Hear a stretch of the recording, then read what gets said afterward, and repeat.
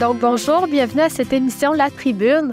Aujourd'hui, on accueille Madame Joanne Saucier, instigatrice et membre active du mouvement Mères au front d'Arthabasca Érable. Bonjour, Joanne. Bonjour, Amélie, ça va bien? Merci, oui, toi? Oui, merci.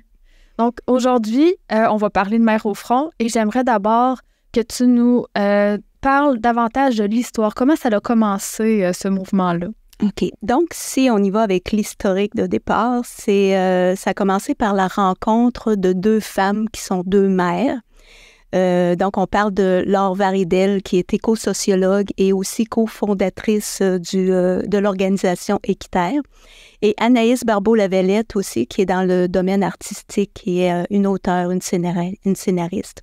Alors, ces deux femmes-là qui ont des enfants, voient bien les choses, comment est-ce vers quoi on s'en va. Alors, on est en plein réchauffement climatique.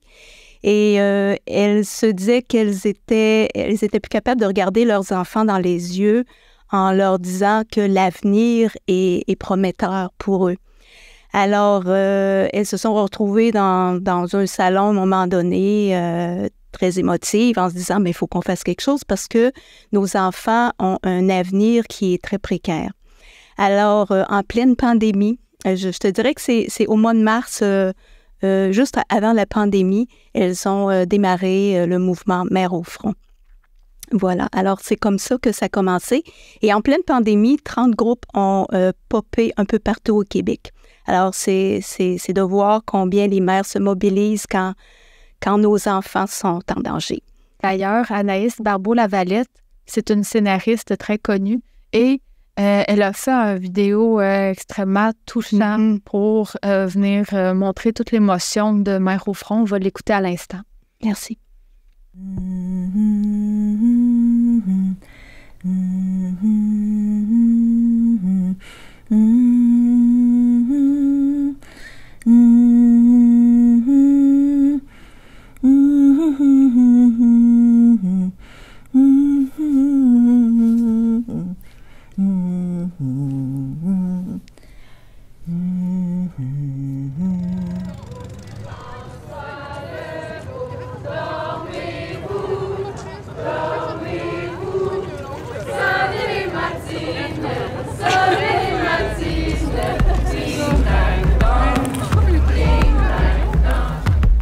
Le gouvernement dort, mais nous ne dormons plus.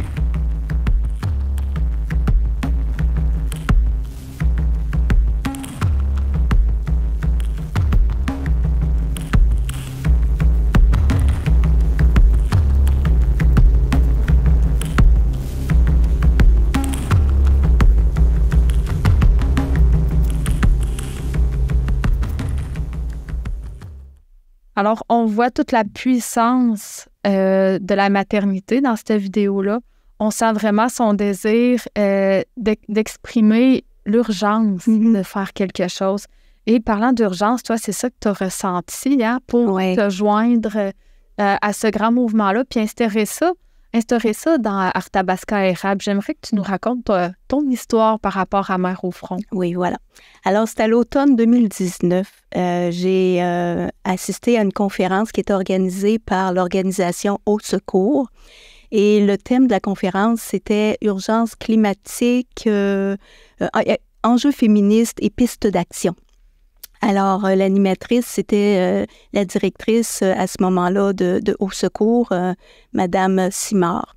Et elle brossait un portrait des impacts sociaux et environnementaux de la crise climatique et les impacts que ça a auprès des femmes dans le monde entier et en général sur la vie sur Terre. Donc, évidemment, le portrait qu'elle brossait n'était pas très positif. Alors, quand je suis rentrée dans ma voiture, j'étais très inquiète pour mes petits-enfants, pour les enfants. Toi qui es éducatrice en plus, c'est ça? Fait que tu as vraiment l'enfance à cœur, puis de donner au suivant dans toutes tes implications, tu es comme ça. Tout à fait. Alors, je me suis dit, alors, il faut que je me mette en action parce que les enfants et mes petits-enfants, en fait, je pense que j'ai ressenti probablement la même chose qu'Anaïs et Laure quand elles se sont retrouvées en train de discuter de qu'est-ce qu'on doit faire pour nos enfants. Toi, tu étais seule dans ton char. Moi, j'étais toute seule dans ma voiture, en larmes. Alors, je suis retournée à la maison, évidemment, avec ce petit paquet-là. Et puis, je me suis dit, bon, mais peut-être que c'est pas si pire que ça.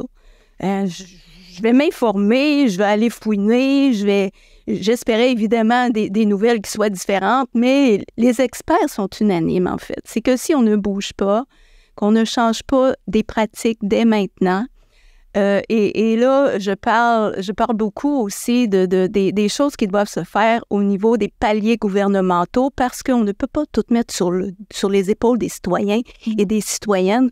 On fait tout notre possible là-dedans, pas à pas, au mieux de nos capacités. Mais je me disais, bon, alors là, vous savez, quand on est un peu éco-anxieuse, parce que j'ai développé évidemment un peu d'éco-anxiété, je dis un peu.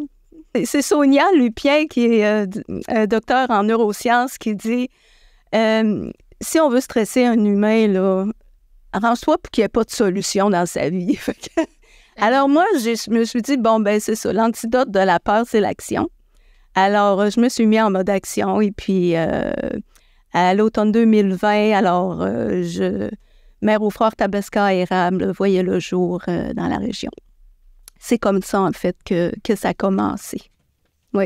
Puis j'aimerais que tu nous présentes la mission puis les revendications de Mère au Front. Qu'est-ce qui s'est passé au niveau municipal? Qu'est-ce que vous voulez au niveau provincial et au niveau fédéral? Oui, c'est ça. Alors, ce qu'on veut au niveau, évidemment, on demande à tous les paliers des gouvernements, que ce soit municipal, provincial, fédéral, que quand ils s'assoient pour prendre des décisions, qu'ils réfléchissent aux impacts que ça va avoir sur le patrimoine naturel qu'on va laisser à nos enfants, aux générations futures. Donc, toutes leurs réflexions, leurs décisions doivent passer dans cette passoire-là. OK? Au municipal, ce qu'on demande, c'est évidemment de protéger les boisés, de revaloriser les terrains de golf là, qui ne sont plus occupés. On demande aussi de faire des plans d'adaptation au changement climatique en prévention, parce qu'on sait qu'il va y avoir il y a de plus en plus, d'ailleurs, on en a les constats, de plus en plus de phénomènes météorologiques extrêmes. Oui, des variations. Oui, c'est ça. Ça paraît. Et on dit que pour chaque dollar investi en adaptation aujourd'hui, alors les municipalités sauvent de 5 à 7 dollars plus tard. Alors, ça va coûter énormément cher aux municipalités, d'où l'importance, entre autres, que le gouvernement appuie monétairement, évidemment, les municipalités pour qu'elles aient des plans d'adaptation au changement climatique. Je sais qu'ici, à Plessisville, on en a un. Victoria en a un aussi. Il y a un plan d'adaptation qui est en marche aussi au niveau de la MRC de l'Érable. Donc, c'est ce qu'on demande, entre autres, là, au niveau là, des municipalités. Au niveau provincial, maintenant, ce qu'on demande, si vous permettez, je vais retourner à mes petites notes. Ben oui. Donc, au provincial, ce qu'on demande, c'est de rendre accessibles et attrayants les transports actifs et collectifs, parce qu'on sait que de cette façon-là, on réduit beaucoup les émissions de gaz à effet de serre. Et c'est une priorité, réduire les émissions de gaz à effet de serre, parce que c'est responsable du réchauffement climatique et de tous les phénomènes qu'on vit présentement. Donc, on leur demande aussi d'imposer des normes de qualité de l'eau, de l'air et des sols. Quand je pense, et que ce soit partout, que ce soit équitable partout en toutes les régions. Donc, quand je pense à Rouyn-Noranda, avec la fonderie Horn, ce qu'ils vivent dans cette municipalité-là, bien, je pense que les normes doivent être respectées. Alors, ils ont droit à la même qualité d'air que dans les autres régions. Et évidemment, soutenir les municipalités dans cette adaptation-là. Et on leur demande aussi de renforcer des lois et de développer des stratégies pour protéger le patrimoine naturel des futures générations. Donc, je donne un exemple, c'est de protéger, faire des aires protégées pour les caribous forestiers, par exemple, en Abitibi, au Saguenay. OK? Pour le fédéral, maintenant, on leur demande de mettre fin à au soutien et aux subventions pour tous les secteurs d'énergie fossile. parce que c'est la principale source d'émissions de gaz à effet de serre. Et on leur demande aussi d'accompagner les travailleurs et les travailleuses qui vont devoir transiter et aller vers d'autres emplois, évidemment. Donc, ce sont nos revendications et les solutions sont dans les revendications qu'on demande. Puis, l'efficience est dans une prospérité économique aussi. C'est ça qu'il faut faire comprendre. Oui, bien, ce qu'il faut comprendre aussi, c'est que l'économie va s'écrouler avec un environnement qui s'écroule. Il me semble que ça ne prend pas la tête à Papineau, là, je suis désolée, mais... Non, mais, tu sais, je pense que quand on fait les choses dans la bienveillance, il va toujours avoir des conséquences positives qui vont rayonner, puis qui vont être beaucoup plus puissantes que quand c'est fait d'une manière égoïste. Hein, parce que si on fait ça juste pour le profit, dans le ici et maintenant, le futur a le droit. On fait encore des enfants. Oui. Si on pense à la vision de l'économie de M. François Delorme, qui est un économiste, je crois qu'il enseigne à l'Université de Sherbrooke, et puis il a été collaborateur pour le GIEC aussi. Je pourrais vous dire tantôt c'est quoi le GIEC. Lui, il disait, sa vision de l'économie, c'est qu'il y a une pyramide.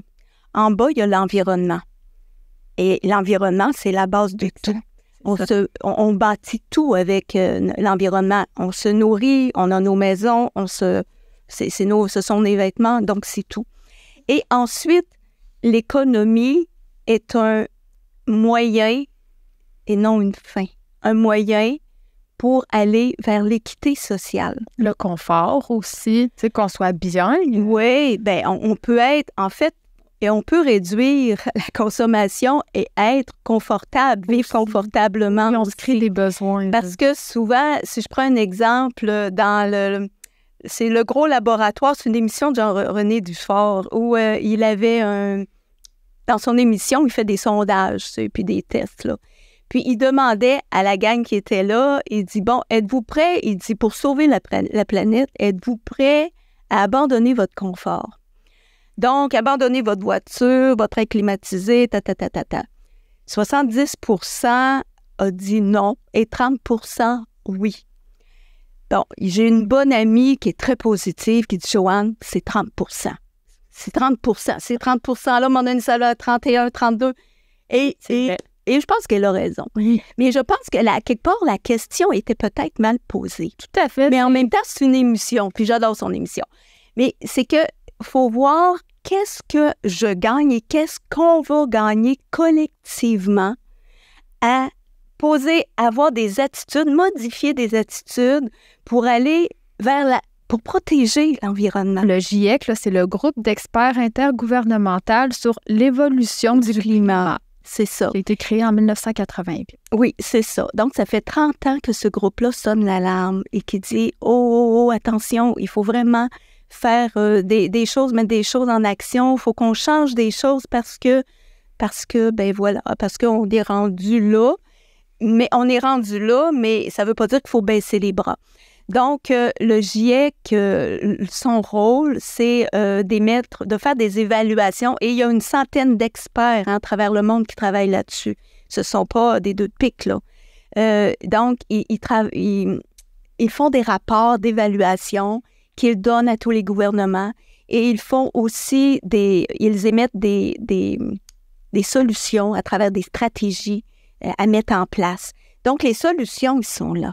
Ça prend du courage politique, ça prend des gestes citoyens forts aussi. Donc, il faut que ce soit nous aussi qu'on aille de l'avant vers ces gouvernements-là pour dire « Hey, ça suffit ». Mais c'est ce que Mère au front fait. C'est ce que Mère au front Elle milite pour ça. Oui. Et dans Arthabasca érable, comment ça s'organise, Mère au front? OK. Dans Arthabasca érable, ce qu'on fait, bon, parce qu'on a des propositions du national aussi. Puis on est un mouvement vraiment naissant, vraiment jeune, tu sais, c'est depuis 2020. Et il y a eu la pandémie à travers ça. Donc, puis des fois, je me souviens, je disais au comité de coordination dans lequel je fais partie, je disais, c'est pas rien, on a quand même fait des choses en région. Bon, si on parle de choses qu'on peut faire derrière notre ordinateur, OK? On peut signer des pétitions. On est co-signataire de pétitions, de lettres d'opinion qui vont passer à la presse, de causes qui sont aussi amenées dans d'autres régions, d'autres maires au front qui ont des causes et on les appuie en co-signataire. Ici, en région, bon, si on parle de la dernière année, l'année passée, on a fait une veillée pour la suite du monde juste avant la manifestation du 8 mai, la grande manifestation pacifique, parce qu'on est un mouvement pacifique, il ne faut pas l'oublier. On cause pas des vitres, là, puis on met pas le feu des poubelles. On est vraiment un mouvement pacifique. Et ça, c'est très... Il y a une mère, d'ailleurs, qui me disait, moi, c'est ce que j'aime et c'est ce qui fait que j'adhère à Mères au front aussi. Et à l'automne, l'année passée, on a porté le projet des chaises des générations. Ça a commencé à Québec, ça. Et Mères au front national encourageait cette création-là et cette action-là. Alors, on a quand même, à l'automne passé, on a créé, en collaboration avec des organisations, 10 chaises excusez-moi, je vais parler moins vite, 10 chaises des générations. Donc, à Arthabasca, ils ont eu la collaboration de Atoll Art Actuel pour créer ces chaises-là. Ici, dans Arthabasca-Érable, on a eu la collaboration de la Maison des familles de l'Érable, des 3 maisons de jeunes aussi de la MRC. Donc, Maison de jeunes ici à Plessisville, Saint-Ferdinand et Princeville. Suite à ça, à l'hiver 2023, et là, sont toutes livrées à l'heure actuelle, on a livré ces chaises-là dans les conseils municipaux et aussi en tout cas, c'est au niveau de la commission scolaire à Arthabasca et le conseil des maires à Arthabasca aussi. Donc, 10 chaises ont été livrées et le message qu'on leur dit, c'est le même que tantôt, dans le fond, quand je te disais, on demande à tous les paliers de gouvernement que dès qu'ils s'assoient pour prendre des décisions, qu'ils réfléchissent aux conséquences et aux impacts que ça va avoir sur l'environnement, sur les générations futures. Quoi de plus concret que d'avoir créé ces chaises-là avec les jeunes? Oui, avec les jeunes, les familles. Ça instaure leur présence à ces enfants-là. Ils ont le droit de pouvoir dans cette séance du conseil municipal-là. Bien, en fait, cette chaise-là, c'est un symbole fort pour leur rappeler. C'est la place qui se rappelle que c'est un jeune qui est assis là. Oui, exactement. C'est le jeune de demain qui est assis là. Donc, chaque décision qui sont prises a des conséquences sur cet enfant, sur cet ado, sur... c'est ça. On souhaite que les élus s'en rappellent. Bien, j'ai envie de te dire que ça a été très bien accueilli quand on est allé porter les chaises de génération. Vraiment très bien accueilli. On a, je pense qu'on a des conseils municipaux qui sont de plus en plus conscients et sensibles à ça aussi. Et c'est encourageant. Et ensuite, vos actions militantes, les chaises des générations. Et ensuite, je sais qu'il y a des marches. Des fois, on peut même aller dans des manifestations. Oui, c'est ça. Mais tu vois aussi, je sais qu'en septembre, il va y avoir une grosse manifestation qui est prévue le 29 septembre. Et on va s'organiser autour de ça avec un autobus. Tu vois, quand on est allé le 8 mai à Québec, il y avait un autobus d'organisé. Et puis, on était... si on compte les gens dans l'autobus et les gens qu'on sait qui étaient là-bas, qui sont montés parce qu'ils sont allés rejoindre des amis ou de la famille, en région, on était à peu près 60 personnes de présentes à cette manifestation-là.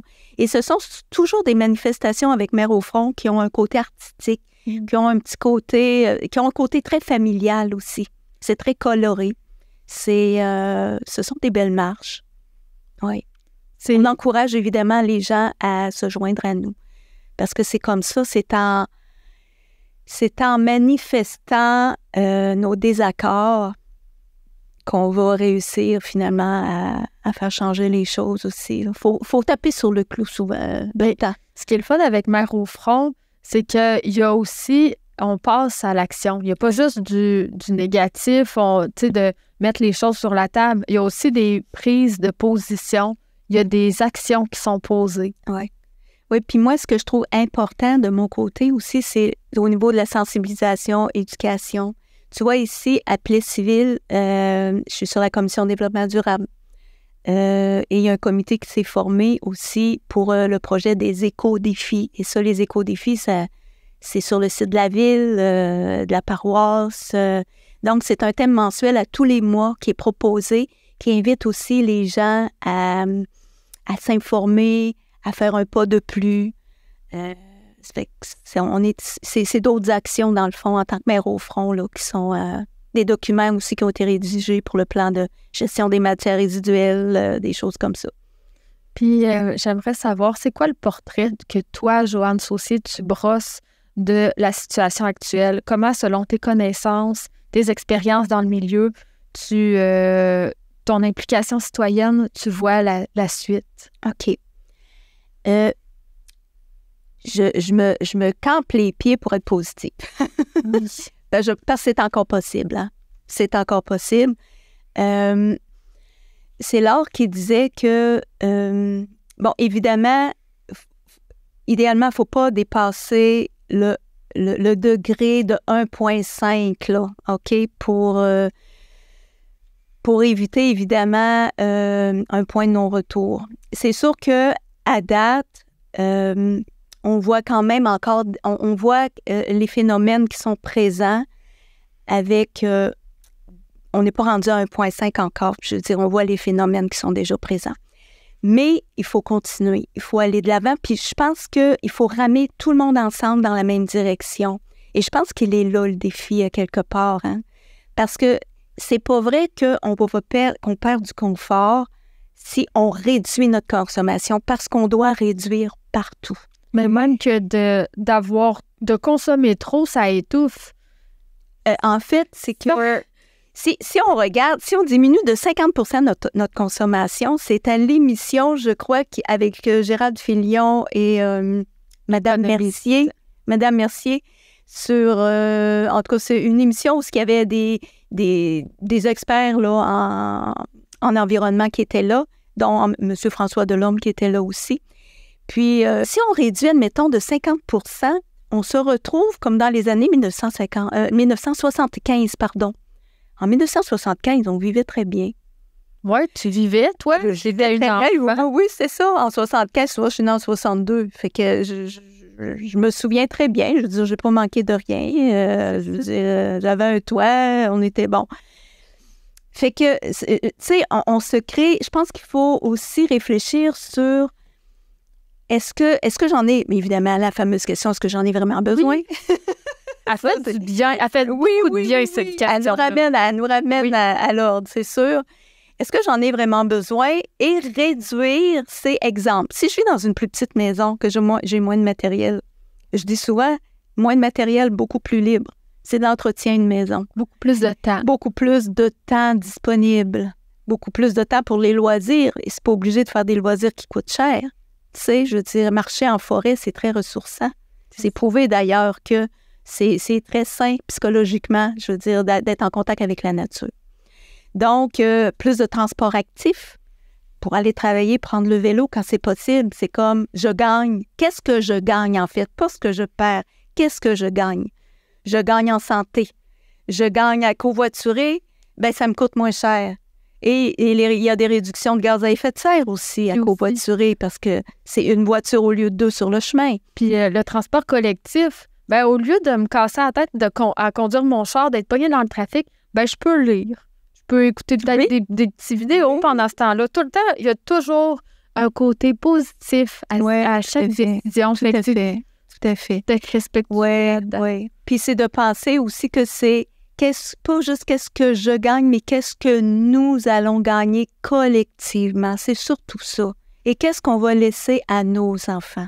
C'est ça qui est précieux, qui est vraiment précieux. Tout à fait. Puis au quotidien, Joanne, j'aimerais savoir comment on peut soutenir Mère au front Arthabasca Érable, autant financièrement qu'en termes d'implication. Bien, je pense que en termes d'implication, c'est bon les personnes. Puis on est un groupe inclusif en passant. Il y a des hommes, je veux dire, qui sont sympathisants, sympathisantes. On a 115 membres sympathisants, sympathisantes à date qui sont sur une liste d'envoi. Donc, vous pouvez vous inscrire pour être sur notre liste d'envoi. Vous allez recevoir notre infolette régionale. Vous allez aussi être au fait des événements, je veux dire, qu'on propose. Donc, notre adresse courriel, c'est mère au pluriel, au front, tout dans un bout, .ae@commercialgmail.com. Et vous pouvez aller aussi sur notre page Facebook. Et pour vous inscrire, pour avoir l'infolettre au niveau national, alors vous allez à mèreaufront.org. Et vous allez avoir d'autres informations aussi qui sont intéressantes. Et évidemment, participer à nos événements pour être au fait des événements. Vous êtes sur la liste, donc vous allez recevoir les informations. Participer aux événements. Je pense que le nombre, grossir en nombre, nos voix sont plus fortes. Oui. Puis s'informer. Oui, c'est ça, s'informer. Alors, on a ici le changement climatique, guide pratique, j'apprends, je réfléchis, j'agis. Alors, il y en a 3 exemplaires à la bibliothèque de Plessisville et on l'offre aux gens qui le veulent ou sinon un don, ça nous permet aussi ça nous aide en fait. Vous pouvez nous écrire si vous le voulez, on peut vous le procurer. Puis là, Joanne, aujourd'hui, on arbore nos cœurs de Mère au front. C'est la symbolique du mouvement. J'aimerais que tu nous expliques la signification. Alors, ce petit cœur, on l'appelle le cœur équarri et ça nous représente Mère au front. Et ce que ça représente, c'est notre signature, un peu comme Zorro avec son épée quand il faisait sa signature avec son épée. Alors, voilà, c'est notre signature. D'accord. Oui. Puis on peut le reproduire, hein, ce petit cœur-là. Il y a un modèle sur le site Internet de Mère au front. On peut l'imprimer. Oui, tout à fait. Le couper, puis le retracer. Oui. Joanne, je te laisserai le mot de la fin pour te permettre de rejoindre sincèrement les téléspectateurs. Oui. Alors, j'avais des petites citations, des belles citations, en fait. Alors, voici mes 3 citations inspirantes que je vous offre. Nelson Mandela. L'éducation est l'arme la plus puissante pour changer le monde. Kenny Arcand, qui est une rappeuse française. Changer le monde commence par se changer soi-même. Et Albert Einstein. Aucun problème ne peut être résolu sans changer le niveau de conscience qu'il a engendré. Merci. Merci, Joanne, d'être venue en studio.